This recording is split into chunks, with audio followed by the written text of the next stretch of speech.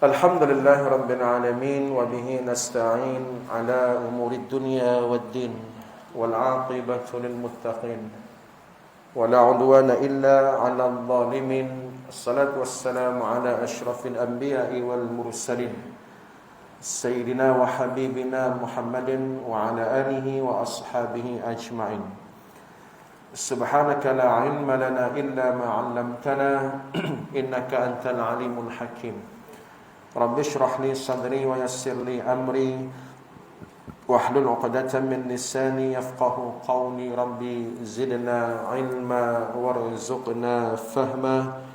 Rabbi yassir wa la tu'assir. Allahumma la sahla illa ma ja'altahu sahla wa anta taj'alul hazana idza syi'ta sahla.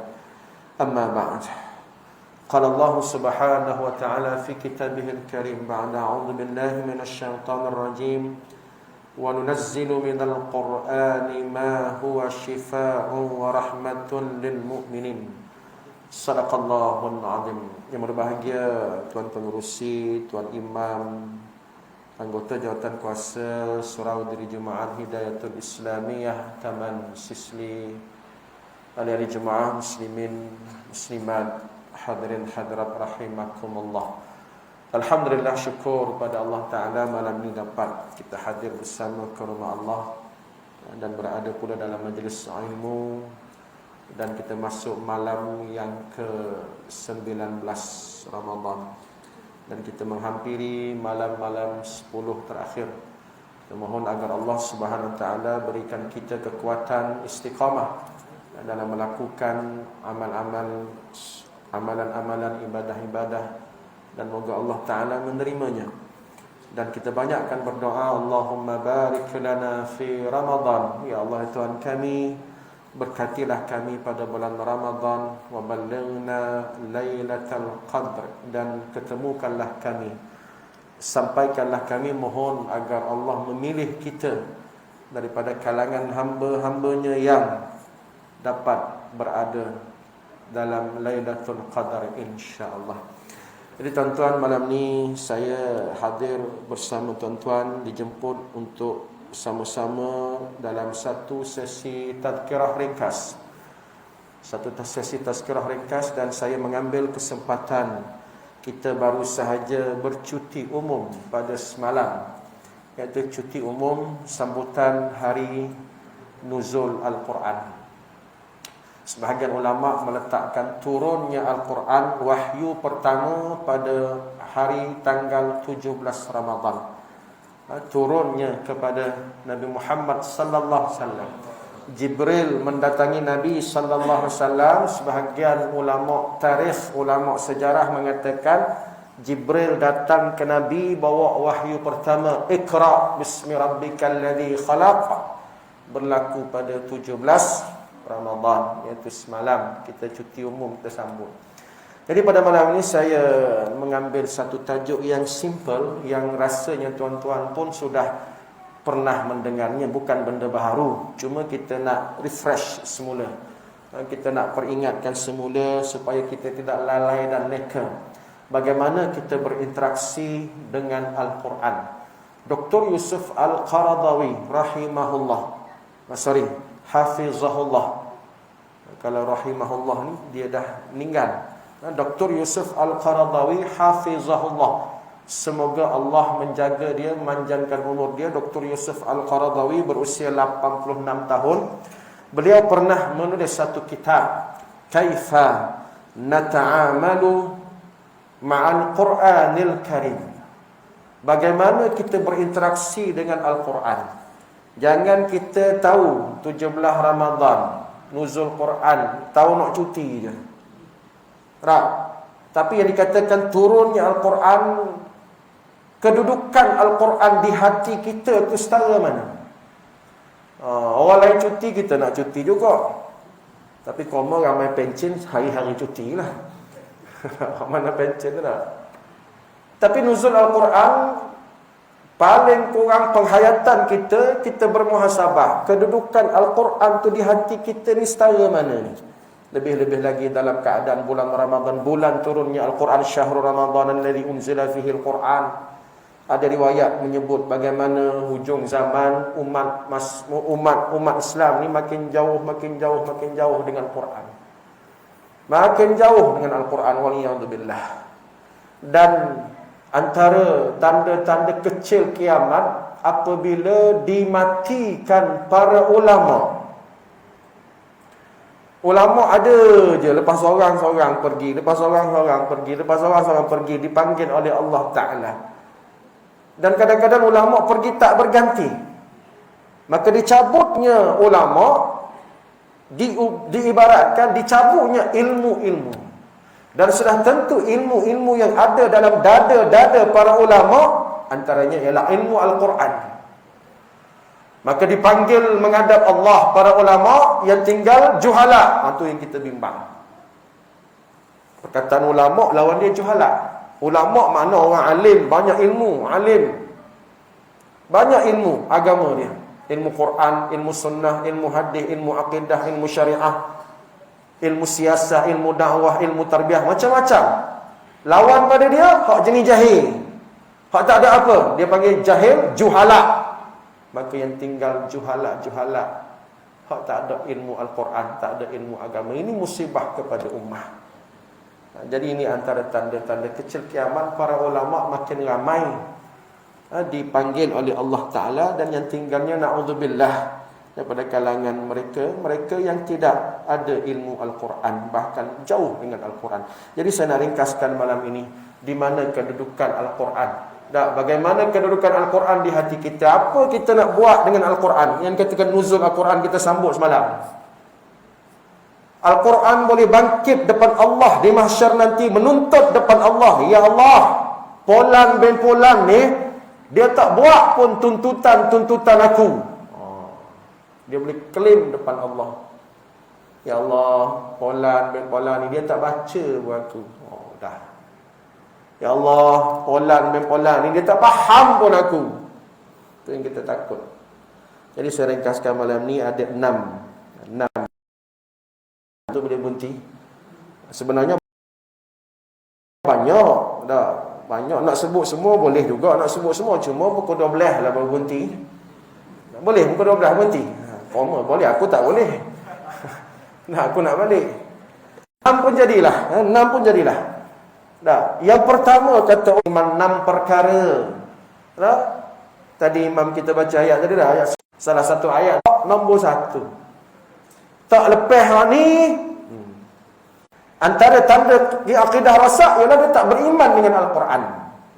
Jadi nombor satu sekali ialah pastikan kita beriman dengan Al-Quran dengan sepenuhnya. Quran itu adalah kitab yang diturunkan kepada Nabi Muhammad sallallahu alaihi wasallam, dan kitab itu merupakan mukjizat kekal sampai kiamat. Allah jaga dia sampai kiamat. Dan membacanya dikira sebagai ibadat. Kena faham makna Al-Quran.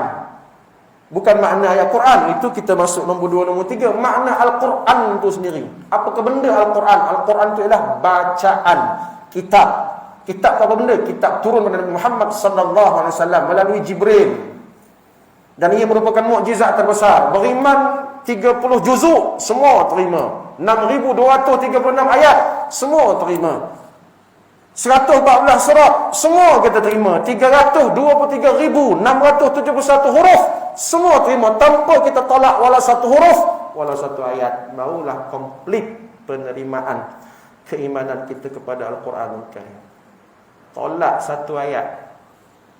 Jangan kata nak tolak satu ayat, satu huruf. Dia nak buang mim kat ujung. Bismillahirrahmanirrahim. Alif Lam. Boleh? Mana mimnya? Aku tak beriman mim, tak ada, na'udzubillah. Tolak satu huruf, habis. Segala ibadah tidak diterima oleh Allah Ta'ala yang melibatkan akidah. Jadi antara rukun iman, beriman dengan Alkitab, beriman dengan Al-Quran, maka disebut oleh para ulama nombor 1 sekali, iman sungguh-sungguh dengan Al-Quran. Kalau dia menghina Al-Quran, maka gugurlah keimanan, rosaklah keimanan dia kepada Al-Quran.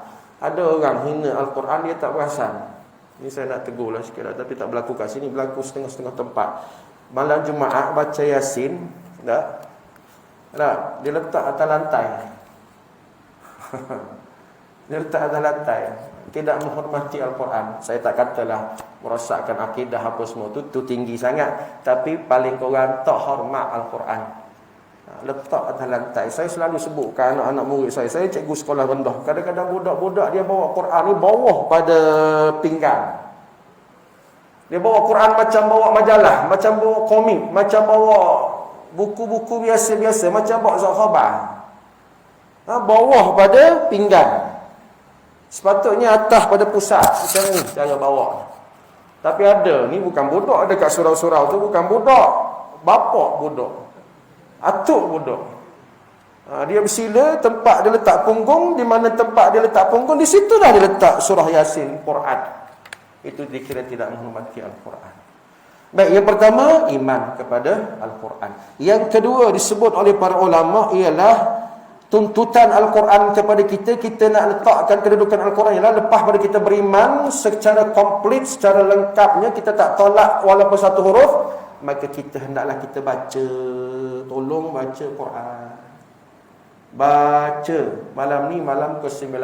Maknanya dalam Ramadan ni kalau kita target nak khatam Quran bulan ini, paling kurang kita dah masuk juzuk yang ke-19. Tapi orang Sisli kata dia dah khatam semua dah. Ataupun bukan masuk juzuk 19, masuk muka surat 19. Itu lagi sakit. Sama ada juzuk 19 ke muka surat 19. Muka surat 19 rasanya juzuk 1, juzuk 2 lah.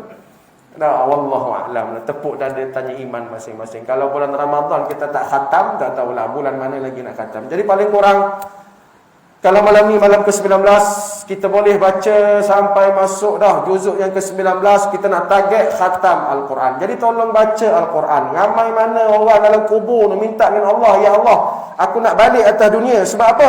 Aku nak baca Quran. Sebab apa? Sebab kubur dia gelap. Gelapnya kubur alam barzah. Alam barzah dia sebab apa?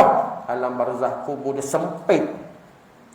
Alam kuburnya sempit. Maka nak minta dengan Allah, nak balik atas dunia, nak baca Quran, kerana Quran boleh meluaskan alam kubur. Alam kuburnya gelap. Minta dengan Allah, ya Allah, aku nak balik atas dunia, nak hidup semula. Kerana Quran boleh menerangkan alam kubur.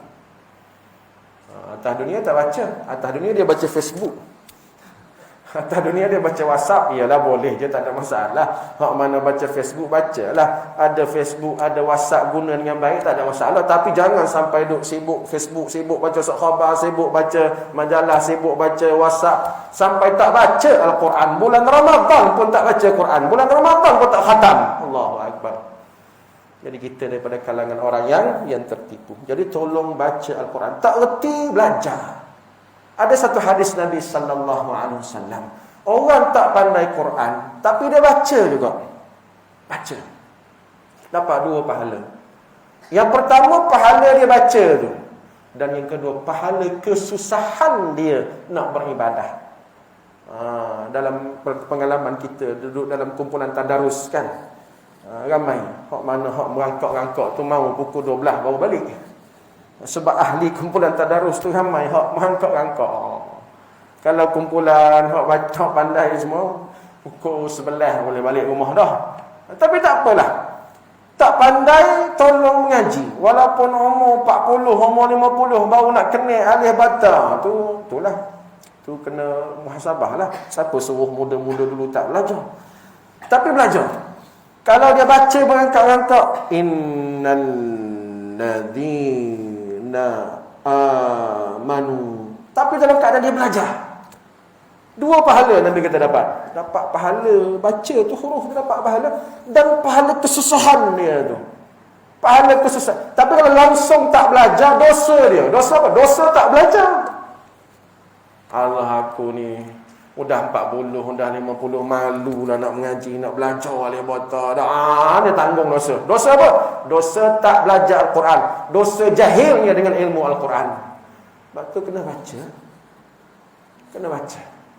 Ada Nabi kata, ikra'ul Quran fa innahu ya'ti yaumal qiyamati syafi'an li ashabihi. Mu kena bacalah Quran, kerana Quran akan bangkit di mahsyar akan cari pembaca dia. Dia boleh bagi syafaat kepada orang yang berada di mahsyar, yang mana yauma, pada hari itu amat dahsyat suasana, fenomena kebangkitan macam-macam cara.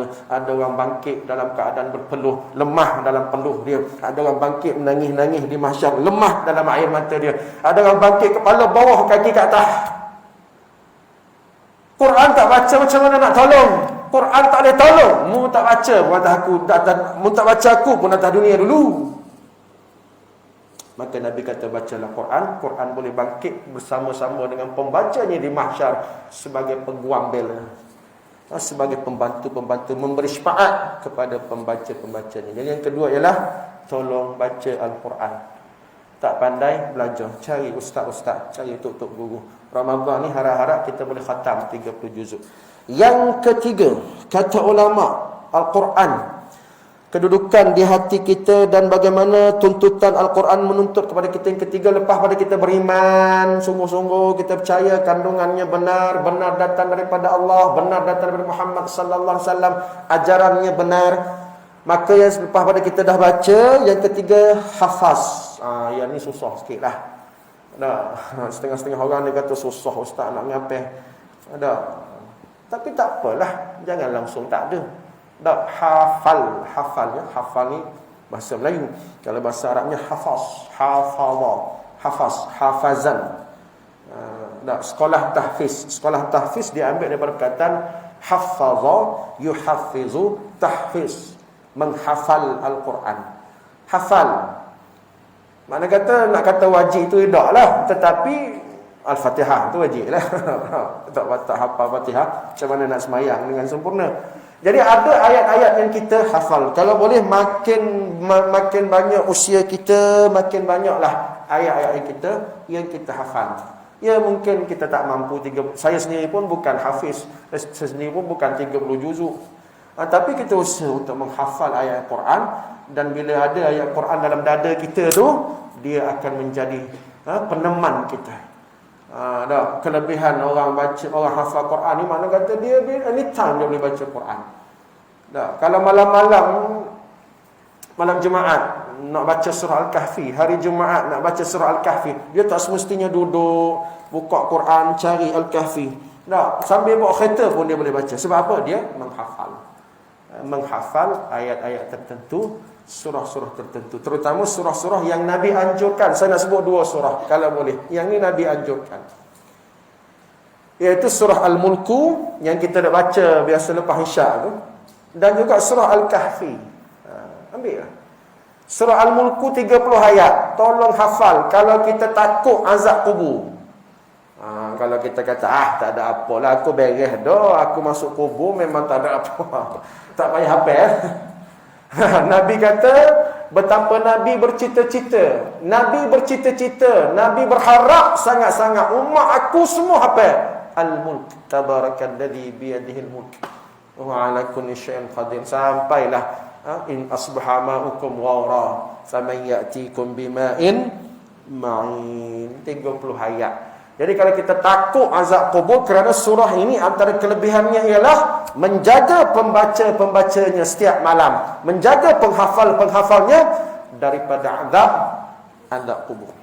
Satu. Yang kedua, Al-Kahfi, hafal 110 ayat. Ini memang panjang lah, 110 ayat. Ada alternatif lain tak? Ada. Apa dia alternatif lain? Hafallah 10 pertama. 10 pertama sampai Rabbana atina min ladunka rahmatan wa hayyi' lana min amrina rasyada. Dah tak mampu 110 pertama. Dia tengok 10 pertama susahlah ustaz. Ayat-ayat awal-awal ni berbelit-belit. Okey, ambil 10 terakhir. Alternatif pilihan seterusnya. Ambil hak terakhir. 10 terakhir. Sampailah ayat terakhir. 101 sampai 110. Ayat 101 sampai 110 itu 10 terakhir. Qul innama ana basyarum mithlukum yuha ilayya annama ilahukum ilahu wahid faman kana yarju liqa rabbih falyamal amalan salihan wa la yusyrik bi ibadati rabbih ahada. 10 terakhir pun tak mampu juga, tak kata apa, tak ada pilihan lain. tak tahu nak kata apa dah. 10 pertama, 10 terakhir itu alternatif. Kerana apa? Kalau tadi al-mulku, kalau kita takut azab kubur. Al-Kahfi ni kalau kita takut kepada Dajjal. Nabi kata, tak, siapa-siapa baca surah Al-Kahfi, hafal surah Al-Kahfi, usima minad Dajjal, maka dia terpelihara daripada Dajjal. Dajjal ni akan muncul hujung zaman, kita tak tahu lah bila. Dajjal tu boleh jadi makna zahir dia, makna literal dia. Dajjal, mata satu, bermata satu, tertulis di dahinya kaf, alif, fa, ra, kafir.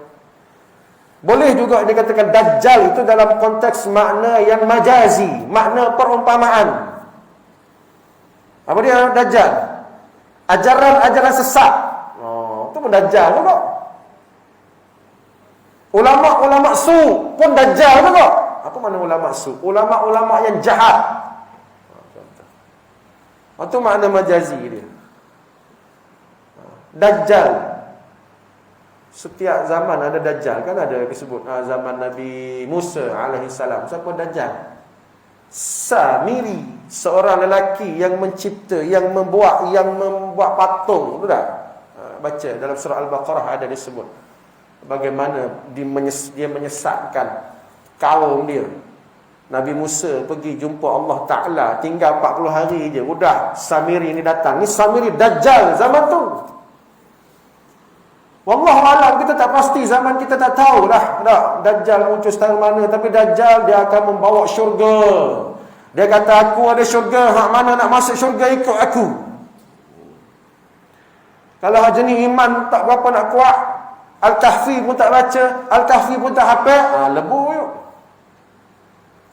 Aku bawa syurga ni, aku bawa agama sebenar ni, Islam. Dah. Takut ke Dajjal? Bacalah surah Al-Kahfi setiap hari Jumaat, hafal 10 pertama ke 10, pandai-pandai lah. Dah, kerana kita ambil yang kedua tadi, tuntutan yang keberapa dah? Yang ketiga dah, hafal. Dan kalau mampu hafal, ambillah surah-surah yang saya sebutkan tadi sebagai contoh. Surah Al-Mulku memelihara diri kita daripada azab kubur, dan surah Al-Kahfi memelihara kita daripada fitnah hujung zaman, iaitu fitnah Dajjal. Itu yang ketiga. Yang keempat ini selalu kita buat dalam kuliah tafsir.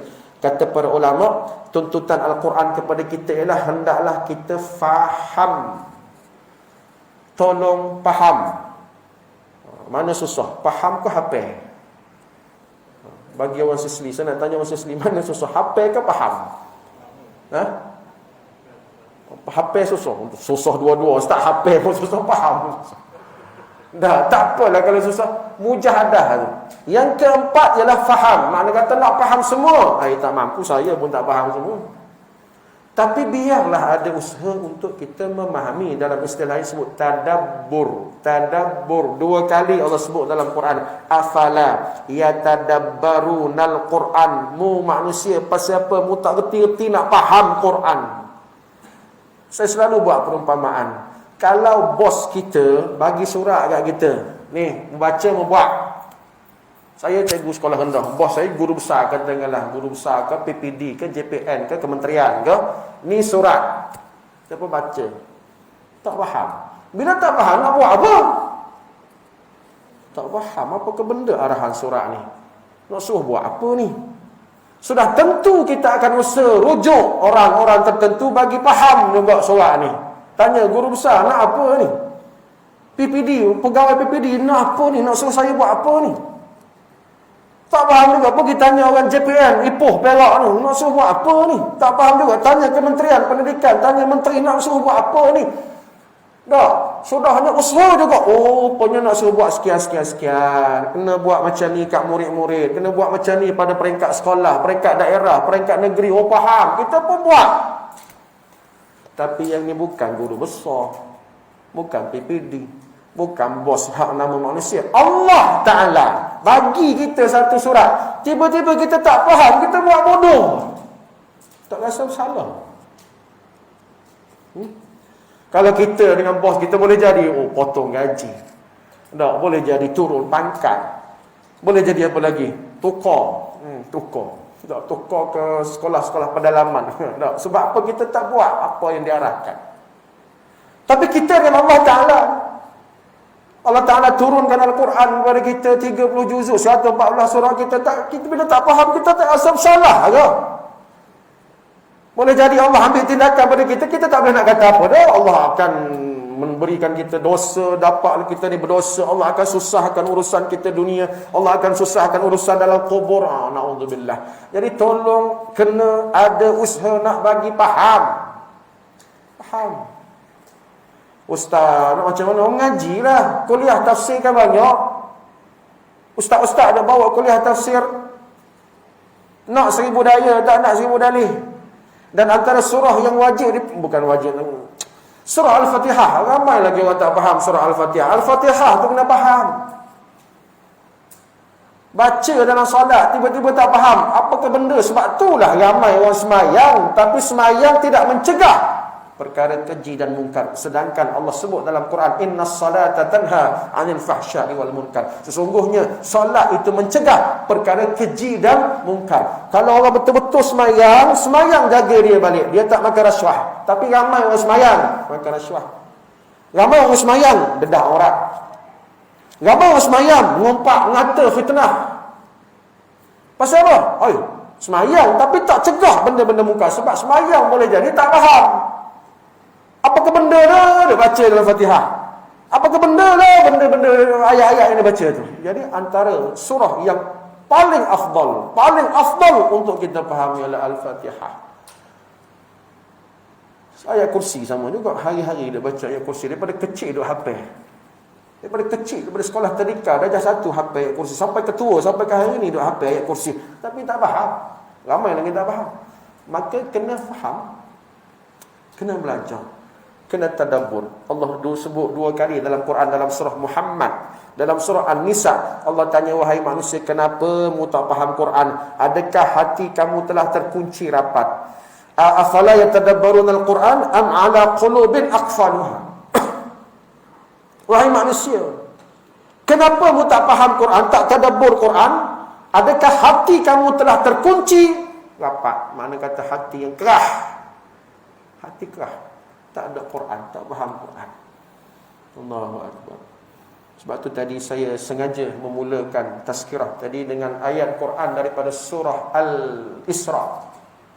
Surah Al-Isra, Allah kata, wa nunazzilu minal Qur'ani ma huwa shifaa'un wa rahmatun lil mu'minin. Aku turunkan Al-Quran. Diturunkan Al-Quran. Quran itu apa benda? Antara Quran itu ialah Quran itu ialah syifa, penawar. Penawar segala penyakit. Penyakit hati, penyakit rohani. Orang yang ada hasad dengki, sebab apa? Sebab dia jauh dengan Quran. Kalau rapat dengan Quran, dia baca Quran, dia hafal, insya-Allah dia tak ada hasad dengki, dia tak ada dendam, dia tak ada perkara-perkara sifat-sifat mazmumah dalam hati dia. Pasal apa yang busuk hati ni? Pasal apa yang dengki kat orang ni? Pasal apa yang berdendam tak habis-habis ni? Pasal apa yang sangka buruk ni? Hatinya busuk. Pasal apa? Dia jauh dengan Quran. Sedangkan Quran itu wa nunazzilu, Allah kata aku turunkan Quran, dekat dengan Quran, syifa. Apa makna syifa? Penawar. Penawar, ubat daripada segala penyakit rohani. Satu. Yang kedua, selain daripada syifa, Allah kata syifa wa rahmatun. Rahmat, tanda kasih sayang Allah Subhanahu wa taala kepada siapa? Lil mukminin, kepada orang beriman. Jadi orang yang tak faham Quran, jauh dengan Quran, macam-macam penyakit lah. Penyakit mazmumah yang ada dalam diri dia. Sedangkan dalam Ramadan, kita terbiah dalam sebulan Ramadan ini, antaranya ialah untuk buang segala sifat-sifat mazmumah. Dia panggil takhalli. 2 benda kalau dalam ilmu tasawuf, tahalli dan takhalli. Tahalli makna masuk. Orang budak-budak sekarang, bahasa IT sekarang sebut, bahasa IT sekarang sebut install. Install ataupun download. Tahalli makna masuk. Masuklah sifat-sifat yang baik ni. Masuklah sabar ketika puasa. Lapar pun kena sabar. Masuklah sifat kesian belas. Ingat pada orang miskin yang lapar tiap-tiap hari. Itu tahalli. Install segala sifat-sifat mahmudah. Lawan dia, lawan kepada tahalli, takhalli. Takhalli ni buang, delete. Hak mana ada penyakit hasad dengki, dendam, segala sifat mazmumah tu, tak sombong, takabur tu buang. Maka cara nak bertahalli, nak masuk hak baik-baik ni, dan juga bertakhalli, nak buang hak buruk-buruk ni, kena faham Quran. Faham Quran. Quran ajar belaka. Dah, macam mana nak tahalli hak mana hak baik-baik, dan nak takhalli buang, delete segala hak buruk tu. Sebab tu tuntutan yang keberapa tadi, yang keempat tadi kena faham. Banyakkan mengaji tadabbur. Marilah kuliah-kuliah tafsir. Di sini pun ada, di masjid kat luar pun ada, mana-mana kita mengaji. Kuliah ustaz-ustaz kita mengaji tafsir. Kuliah tafsir kita faham Al-Quran supaya ada hujah depan Allah nanti. Dan Quran tak dakwa kita nanti. Kita ada hujah depan Allah. Ya Allah, aku mengaji dah, aku mari kuliah tafsir dah, aku tengok rakaman-rakaman video dekat YouTube, dekat Facebook, aku dengar dah ya Allah. Dan Quran pun dia tidak akan dakwa kita. Ya Allah, Polan bin Polan ni mengaku je beriman, tak faham pun aku. Kita ada jawapan depan Allah besok. Walaupun tak mampu nak faham semua ayat. Makin banyak, makin lanjut usia kita, makin kita banyak usia kita, makin banyak ayat Quran yang kita faham. Yang keberapa pula? Yang kelima ialah lepas pada beriman, kemudian kita baca, kemudian kita hafal sedikit sebanyak, kemudian kita faham. Yang kelima ialah kita sebarkan. Nabi kata balighu anni walau ayahmu, kena sampaikan daripada aku walaupun sepatah. Sebarkan hak mana kita faham daripada mana. Kata berdakwah, amar ma'ruf dengan ayat-ayat Quran hak kita faham. Daripada ayat Quran mengajar kita apa dia? Antaranya Quran mengajar kita sifat sabar, Quran mengajar kita sifat tawadhu, Quran mengajar kita sifat-sifat mahmudah. Maka kita sampai pada orang. Mungkin kita tak mampu nak ceramah, tak reti nak berkuliah, tak reti nak bertazkirah, habis-habis anak bini kita. Tak, kat rumah. Baca ayat Quran, kabur kat rumah kita, kabur kat anak-anak kita ini ajaran Al-Quran. Sebarkan. Sampaikan. Dia tahu ilmu ini Quran semua macam ni, sebarkan. Quran kata sekian. Quran kata kena banyakkan bersabar, kena banyakkan bersyukur. Dalam bulan Ramadan mengajar kita sifat-sifat syukur. Allahu Akbar. Nikmat-nikmat dalam Ramadan ni. Maka dalam bulan Ramadan mengajar kepada kita sifat syukur, maka kita sebar pula ke orang pakat-pakat syukur. Daripada apa yang Allah berikan kepada kita sedikit sebanyak, kita faham isi Al-Quran tadi, lepas pada kita faham, begini, maka kita sebarkan. Dan zaman sekarang ni, zaman media sosial, zaman internet, banyak cara boleh kita sebarkan Al-Quran. Ada orang dia guna, dia punya laman web dia ke, dia punya Facebook dia ke, dia punya TikTok dia ke, dia punya Instagram dia, untuk menyebarkan dakwah-dakwah yang diambil daripada ayat-ayat Al-Quran. Dan yang terakhir, yang keenam, yang ni lah yang dikatakan sebagai perlu kepada, yang ni tak boleh buat seorang-seorang. Kalau hak beriman tadi fardu ain. Baca boleh seorang-seorang, baca bangun qiyamul lail, tahajud, lepas tahajud baca Quran. Hafal boleh seorang-seorang, kita nak hafal seorang-seorang kita. Faham boleh kita faham seorang-seorang. Kita dengar tengok video sebar. Tapi yang keenam ni, dia kena berjamaah. Apa dia? Perjuangkan. Hak ni yang nak kena duduk dalam jemaah. Nak perjuangkan isi kandungan Al-Quran. Buat seorang-seorang tak mahu. Buat seorang-seorang tak mahu. Dia kena berjemaah. Perjuangkanlah apa yang ada dalam Quran. Sebagaimana Nabi Muhammad sallallahu alaihi wasallam, Jibril mari ke dia, bawa ayat daripada Allah, Jibril baca ke Nabi, Nabi pun baca pada sahabat. Nabi sebarkan. Dan Nabi anggap itu satu perjuangan menegakkan agama Allah, iaitu melalui Al-Quran. Nak tegakkan hukum Allah Ta'ala, nak tegakkan syariat. Banyak mana ayat-ayat Quran, banyak mana ayat-ayat dalam Al-Quran yang mengandungi hukum hakam syariat. Takkan kita nak biar duduk dalam Quran tu saja, kita baca dah, alhamdulillah, faham dah. Maka tak sanggup bagi orang beriman sekadar di tulisan-tulisan atas kertas, maka dia perjuangkan. syariat Allah Subhanahu wa taala. Dalam Quran ada ayat berkaitan dengan hukum hudud. Dalam Quran ayat puasa berjiran dengan ayat qisas. Itu contoh. Dalam Quran sebelah menyebelah.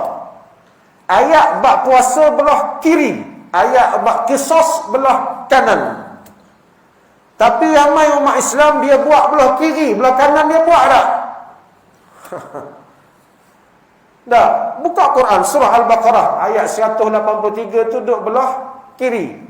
Kutiba alaikumus siyam, wajib puasa. Ni ramai buat. Yang belah kanan, kutiba, bunyi pun lebih kurang sama aja. Ya ayyuhalladzina amanu kutiba alaikumus siyam. Yang belah kanan, ya ayyuhalladzina amanu kutiba alaikumul qisas. Wahai orang beriman, diwajibkan kepada kamu melaksanakan hukum qisas. Yang ni ramai tak buat. Nak buat macam mana ustaz? Kita bukan kerajaan. Nak kena ada kerajaan hang buat qisas ni lah. Hukum kisah ni. Ada. Yang belah kiri, alhamdulillah semua bakal-bakal puasa. Yang belah kanan, ni yang dikatakan perjuangkan. Perjuangkan isi kandungan Al-Quran. Sebab itu datang daripada Nabi Muhammad sallallahu alaihi wasallam, turun daripada Allah, turun daripada Nabi. Nabi duk berjuang hak tu. Sebab itulah Nabi ni Allah perintahkan berhijrah. Lepas berhijrah dari Mekah perang. Kerana apa? Nak perjuangkan Quran. Ini sekarang ni saya lupa nak sebut tadi. Tadi saya lupa nak sebut. Selain nuzul Al-Quran, 17 Ramadan juga berlakunya peristiwa peperangan Badar Al-Kubra. Kenapa Nabi sampai peringkat nak kena hijrah ke Madinah? Duduk Mekah, tak apalah, duduk Mekah, Quran turun juga. Jibril tahulah sampai ke Mekah. Tapi Allah perintahkan mu kena gerak ke Madinah. Sebab isi Quran tu nak kena sebar, nak kena ada kerajaan. Nak kena ada kerajaan, kena hijrah ke Madinah. Duduk di Madinah, baru 2 tahun duduk. Panah punggung pun tak panas lagi. Udah kena perang. Kenapa kena perang? Sebab nak perjuangkan isi Al-Quran. Yang dikatakan Badar Al-Kubra. Tarikh yang sama, 17 Ramadan. Perangan Badar. Kenapa sampai ada hak gugur syahid? Pada peperangan Badar. Kenapa? Kerana nak perjuangkan isi Al-Quran yang turun pada Nabi Muhammad sallallahu alaihi wasallam. Mana Nabi bukan setakat baca, bukan setakat hafal, bukan setakat sebar. Perjuangkan isi kandungan Al-Quran sampai sanggup perang. Berapa kali Nabi perang? Puluh-puluh kali. Berapa ramai sahabat yang gugur kerana perjuangkan ayat Al-Quran. Jadi kalau kita setakat baca, tak lepas lagi lah. Tanpa kita perjuangkan. Nak perjuangkan tu nak kena duduk dalam jemaah. Perjuangkan ajaran Al-Quran, hukum hakam syariat dalam Al-Quran yang belum lagi terlaksana di muka bumi ini. Jadi insya-Allah kalau kita faham tuntutan itu dan kita buat berdasarkan apa yang kita baca malam ni, yang kita dengar malam, insya-Allah kita masuk dalam kalangan orang-orang yang dapat syafaat Al-Quran nanti. Ada riwayat menyebut yang membuatkan kita takut. Disebut dalam satu riwayat, kam min qari'il Quran, ramai orang baca Quran. Ramai orang baca Quran. Hak bertajwid dengan cara dia, hak berlagu dengan cara dia, hak bertanding musabaqah dengan cara dia. Ramai orang baca Quran. Ramai orang boleh baca Quran, pandai baca Quran, tapi yang kita takut wal Quran yan'anhu. Sudahnya Quran laknat dia balik. Na'udzubillah. Kenapa Quran laknat dia? Ramai orang baca Quran tapi Quran melaknat dia kerana dia baca, dia tak buat apa dia baca. Na'udzubillah. Dia baca ayat tentang hudud tapi tak buat hudud pun. Dia baca ayat tentang sifat-sifat mahmudah tapi dia sendiri tak berapa nak mahmudah pun. Itu yang kita takut. Jadi kita isi ruang tazkirah pada malam ini apabila kita sama-sama menghayati 6 benda tadi, insya-Allah lah kita beriman sungguh-sungguh dengan Quran, kita baca banyak-banyak Al-Quran sampai kita khatam bulan Ramadan ini, kita hafal mana hak mampu kita hafal, kita faham, kita mengaji, kita tadabbur, kita sebarkan kepada orang lain, dan kemuncaknya kita perjuangkan Al-Quran sebagai satu hujjah depan Allah nanti. Ya Allah, aku bukan setakat baca, tapi aku berjuang sebagai Nabi Muhammad sallallahu alaihi wasallam dan para sahabat. Jadi rasa cukup setakat tu tuan-tuan. Masa diberikan pun dah lebih ni, kalau ikutkan setengah jam sahaja, tapi sudah lebih Jadi apa yang saya sampaikan moga-moga mendapat manfaatnya, dan saya ucapkan sempena kita nak masuk 10 terakhir insya-Allah, sehari dua lagi ni, saya ucapkan selamat berpuasa, selamat beristiqamah, dan semoga kita dah masuk 10 akhir ni, orang kata gear tu dah kena gerak lebih laju sikit dah. Dalam riwayat menyebut Nabi sallallahu alaihi wasallam lebih bersungguh-sungguh. Nabi tiap-tiap malam Nabi menghidupkan malam. Ibadah Nabi pada malam Ramadan setiap malam.